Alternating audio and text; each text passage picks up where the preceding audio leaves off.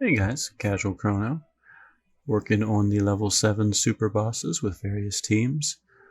We are going after Melozia, which is a level 7 super boss in the church. So if you're not quite sure how to go there, basically just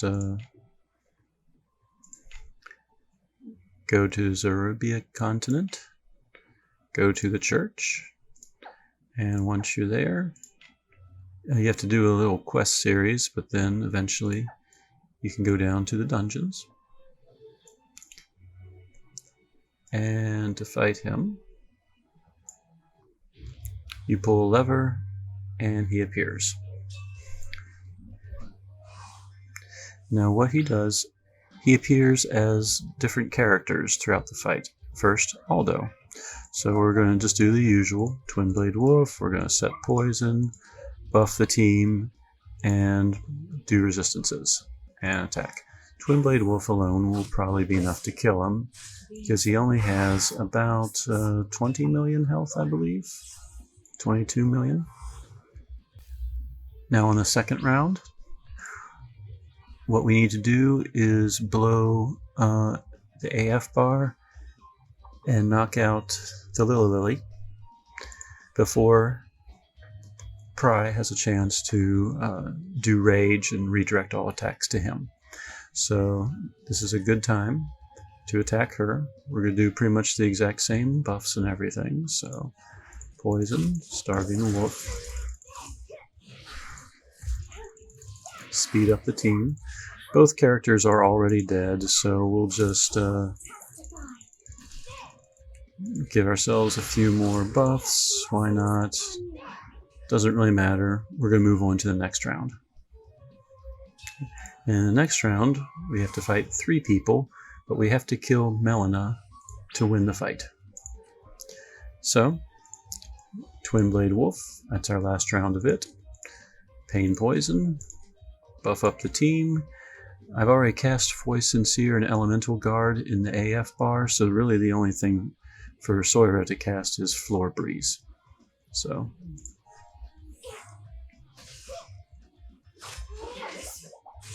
these are the cries of the voices. And there you go. 3 turns, and Melozia, optional boss, is down. As you could tell, Sesta did the majority of the work, so really, as long as you have any wind character that can set pain and poison, Sesta and her grasta pretty much do the rest. Sesta has Power of Agony, Power of Pain. She has Bullseye. Whoops. She has the Bullseye. She has MP Consumption Attack. And she has Adversity, which did come into play for the second and the third fight. Her gear, pretty much all gear that improved damage. She did have an Elpis Dagger, but this fight, she only needed to do about 20 million each time, so she probably could have just equipped any weapon in the world and done that. So, and Vitality Badge also improves damage when HP is max. Suzette, my pain setter, really could have been equipped with anything. Her manifest weapon, some random level 5 weapon, didn't really matter as long as someone could cast pain and poison. And I'm not even really sure if that was necessary, as strong as Sesta is. Suzette's grasta improves damage with people who are poisoned and improves wind damage by 30%. Yifa's gear was defensive oriented, speed and MP consumption reduction, plasma bangle to restore some mana each turn, not that she had really any turns to restore it, and a speed badge. Her grasta gave her proficiency and type debuff resistances and regen. And Soira had a prismatic pick for the critical rate and the speed. She had a grace armlet and a luck badge because her defense relies on her luck stat, so anything that can improve luck will improve her defense as well. Grasta-wise, she just had grasta that gave her health. 3 of them, each one giving 300 health, and then the first one I upgraded with an HP ore for an extra 300. So her grasta gave her an extra 1200 health. Again, not that she needed it, the team was never attacked. Back row, Azami had grasta that supported Sesta. So when HP is maximum, Sesta had 30% extra damage. Sesta had regen to try and keep her hit points at maximum. And she had Power of Gale Katana, which improves wind type attacks by 30%. Again, as strong as Sesta is by herself, I'm not really sure if any of those grasta were really required. She herself never came into play. Her gear really didn't matter. I'm leveling up her Preeminence Blade, so that's why it's equipped. And then Milsha had only one grasta, which improves Lance users' wind attacks by 30%. So Milsha was actually boosting Suzette's damage a little bit. I did not use any sidekicks to show that they weren't really necessary for this fight. And honestly, as long as you had 4 wind users, as long as Sesta had a speed that would allow her to go pretty quickly, I think you'd be fine with any 4 wind users, no support, as long as someone can set Pain if Sesta has Pain grasta equipped. So there you go. That's Melozia with the wind team. So hey guys. So on a whim, I decided to just throw 3 random wind users in a team with Sesta to see how she could handle Melozia.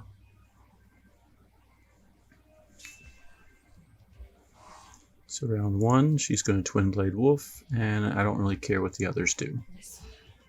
These are the cries of the voiceless. Okay. Round 2, I'm still going to blow the AF bar to make sure that the little lily dies.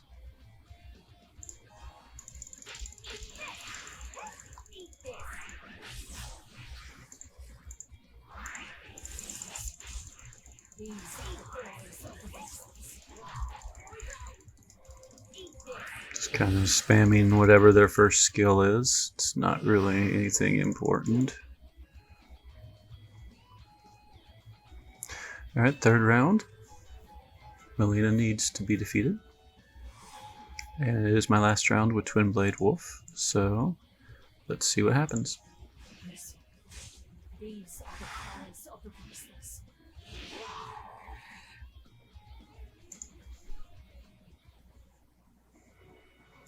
Alright, so that was the team. I had no one in the back row. I had no sidekicks. 3 of the 4 characters were not equipped with anything. And we'll get to Sesta in a moment. I think 7 had his T Libero proof, but not that that really mattered at all. So unequipped wind user, unequipped wind user, unequipped wind user, and Sesta. In Sesta's case, I just gave her basic gear. Her weapon, just a level 60 weapon. Her armor wasn't anything particularly interesting. Her power badge was just a 16 power badge, just to indicate some amount of power. As far as grasta, I threw in just some wind type grastas, which are pretty accessible to most people. 2 were the 10%, and 1 was the 20% wind grasta type. So, and that was it. So, Sesta with extremely basic level 60 type gear and 3 random wind users can still defeat Melozia quite easily. So, wanted to show that you don't have to use a full team of meta characters and so forth. Sesta at this point in the game, at least with the level 7 tier bosses, can pretty much do the job single-handedly. So, just things to think about. This is Melozia, and I'm going to show you a different team setup featuring Alma as the main DPS.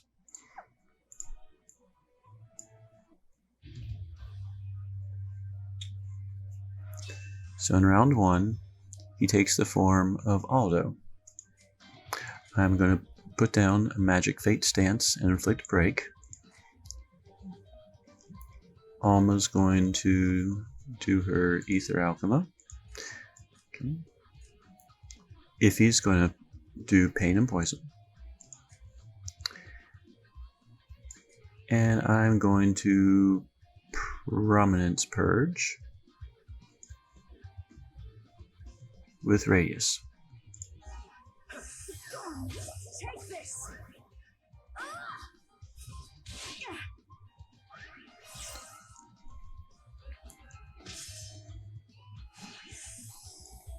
Alright, now that the team is set up, I'm just going to attack with Illusion Black Dragon, with Xion. Almost going to Lunatic. I'm going to beef up the team's power and intellect, which in this case really is mainly intellect based, with Iffy. And Radius is going to Overwhelm.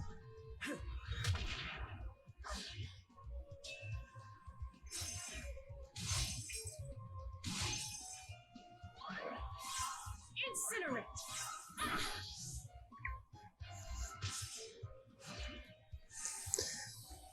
In this third round, I'm going to awaken the Magic Zone.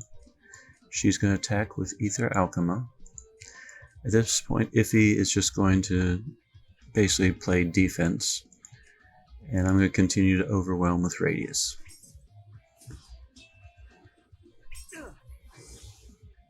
Take this. Now, the zone has been awakened. If I let them go, Pry is going to defend, so I'm going to blow my AF bar right now and knock out the Little Lily.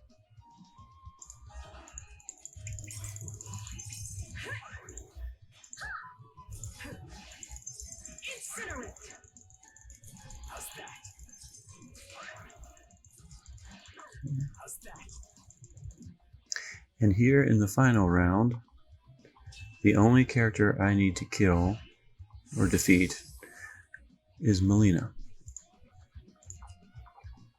The zone is still awakened, so I'm going to Overwhelm. I'm going to Pain Poison. She's going to Ether Alchema, and he is going to inflict Break.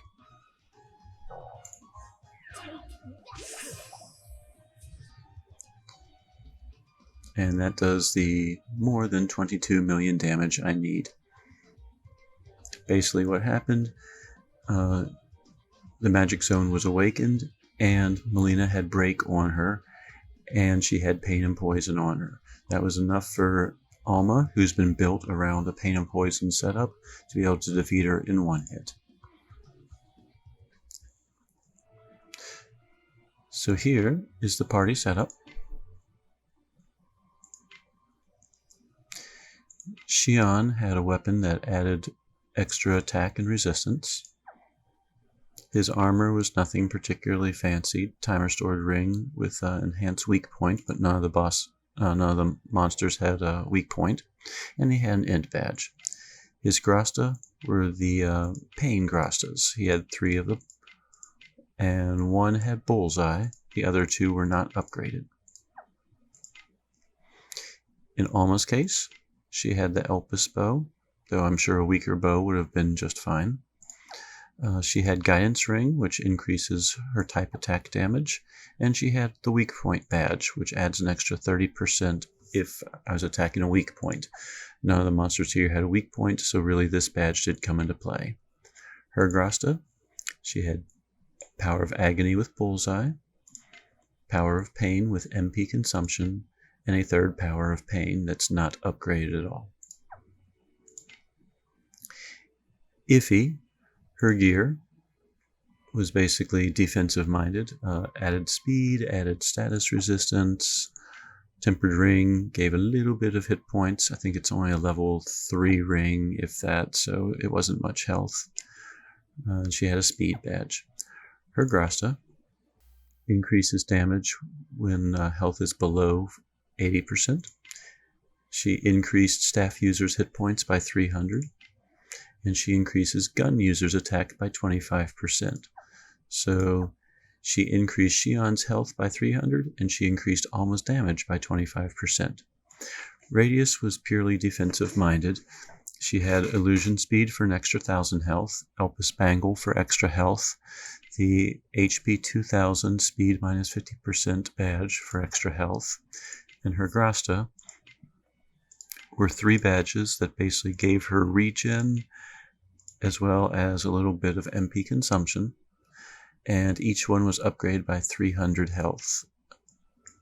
So her grasta gave her 1,800 extra health. She also had this one for an extra little bit of endurance and spirit. So that's how Radius had so much health. The support characters, I have Pizzica, though any bow user would have been effective. I gave her Enhance if max hit points bow, so when Alma had maximum health, she did an extra 30% damage. And then when Alma dropped below 80% health, she did an extra 40% damage. So any bow user could equip those, even like a level 61. Bivette was the other back row character. She had the cat lover grasta equipped, so anyone that's considered a cat lover got an extra 25% health, damage, which in this case, both Xion and Alma are cat lovers, so both of them were doing extra damage thanks to Bivette. Bivette also had an increase if max hit points staff grasta that's not upgraded. Once it's upgraded, basically that means Xion would be doing extra damage. And Bivette also has a Power of Inferno staff that I haven't even activated because I'm out of Jadeite of attacks. But if this one was fully upgraded, it could also increase fire type attack users for all staff users, which Xion is a fire type user. So basically, if you have these grasta and you enhance them fully, then I could have improved Xion's damage. Alma was the main damage dealer, so it wasn't terribly important for me to do so, but that is how you can improve a frontline character with people from the backline. So that was Melozia, with Alma being the main damage dealer. I'm going through multiple ways to kill specific super bosses. And this is kind of a new team I've been playing with. I really don't know how it's going to go compared to my other 2 super boss teams. But this one basically beefed up Minalca and supporting cast for her. So we are going towards Melozia. And let's see how she does.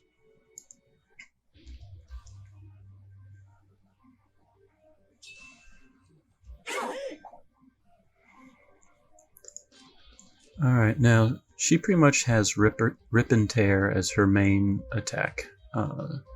So she can awaken zone and things like that. But we're just going to Rip and Tear with her. Okay. My supporting cast for her, I'm going to first deploy Fire Zone. Radius is going to Prominence Purge. And she is going to improve fire type attacks, I think would be the best thing to do right now for 3 turns with this attack. So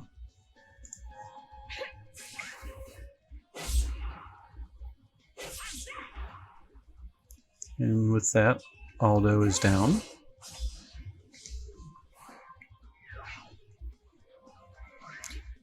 On round 2, we have to kill Lily, and we have to do it before Pry defends her. So we're going to use this round to blow the AF bar and bring her down. So basically, Rip and Tear is going to be Minalca's main thing. Okay, let's see. We don't need critical damage. 3 turns would be nice. So we'll do one of these with Azuka, followed by, we'll just attack with this one. She's going to buff up the team and then just attack with her fire resistance debuff attack. Okay. I'm going to do an Overwhelm followed by Prominence Purge with her. So 3, 1, 2, 2, 3, 1, 2, 2, and then just kind of spam.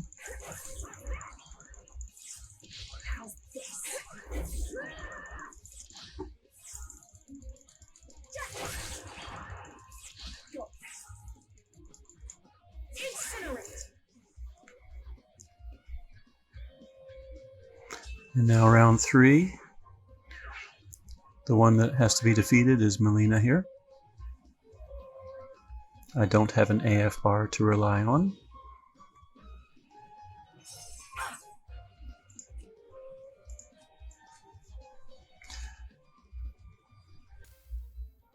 So the entire team should have a boosted up fire attack by now.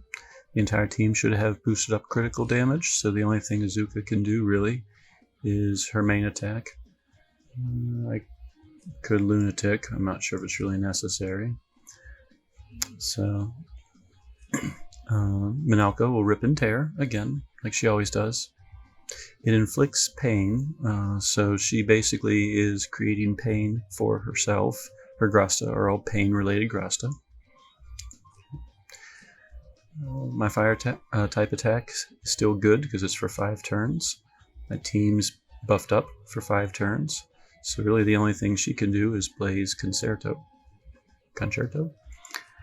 And I've used Prominence Purge. They're not raging right now, so I could use it again. Could use Overwhelm.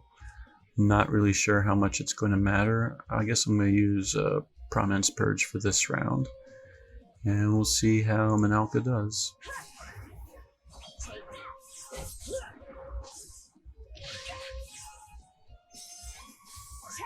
She didn't quite kill Melina, but she's pretty close to being dead.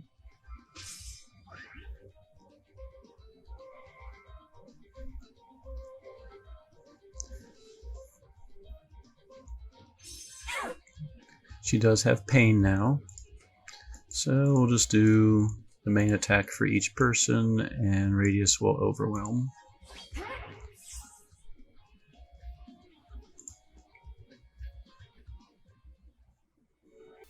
And there you go, that's Melozia with this team. As always, the stats. This is Azuka's extra style. She has the Mujima sword. She has just a plasma bangle equipped, and she has the, I believe, stats badge for all stats by 20. So nothing particularly amazing. The Mujima sword might be kind of strong for some people. She could probably be equipped with, any number of other possible good swords. So her grasta.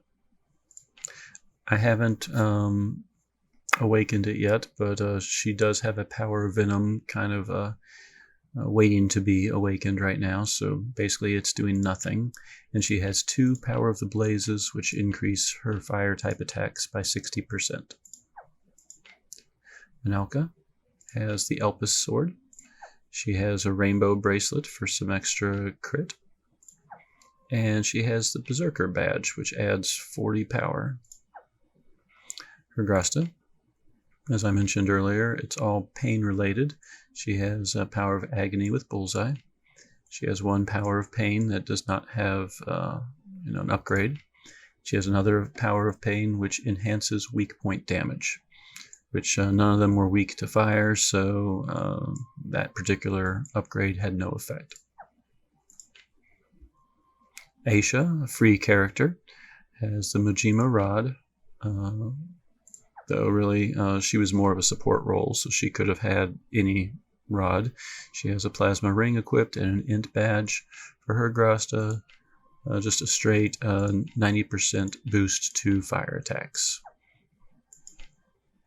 And Radius, She has her illusion speed that's maxed out, so she gets 1,000 health from it. She has the Elpis Bangle. She has an HP 2000 badge, reduced speed by 50%. Her grasta are all HP related. She has one that gives regen and 600 total health. One that gives 600 total health and pretty much, does nothing.